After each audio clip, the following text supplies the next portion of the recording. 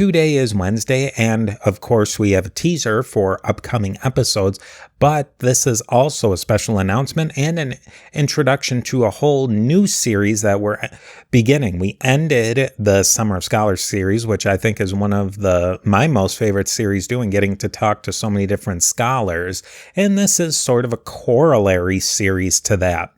A couple of months ago, Professor Carolyn McNamara of the University of Glasgow emailed me with some questions, comments, and feedback about some episodes that I had done previously.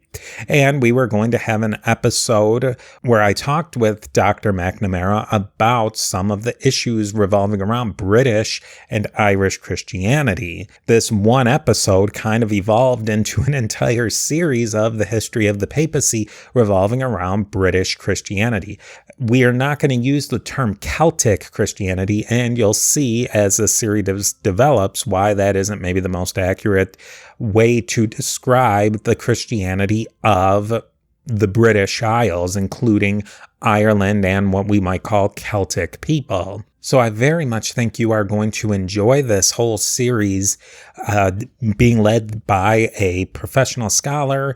We'll learn more about Dr. McNamara as we progress, and we're going to learn a lot about the Christianity in a very specific time and place and how it evolved and how it interacted with the church in Rome, the church in the Norman French areas, and the church that was developing in the Anglo-Saxon and Viking areas. So very exciting stuff.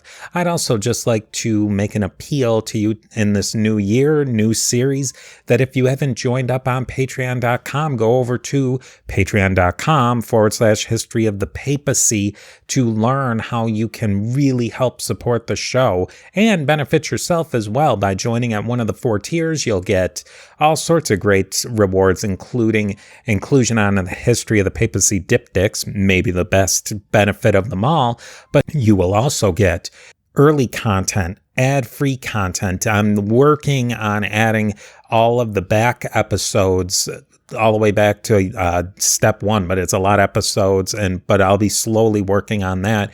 You'll also get monthly book drawings depending on your level, and just all different ways to support the show and reward yourself. So I definitely would suggest you over to patreon.com/history of the papacy and just take a look around and see if it might be something you're interested in, and you can support the show as well. And now here's another teaser for what's coming up on the History of the Papacy podcast.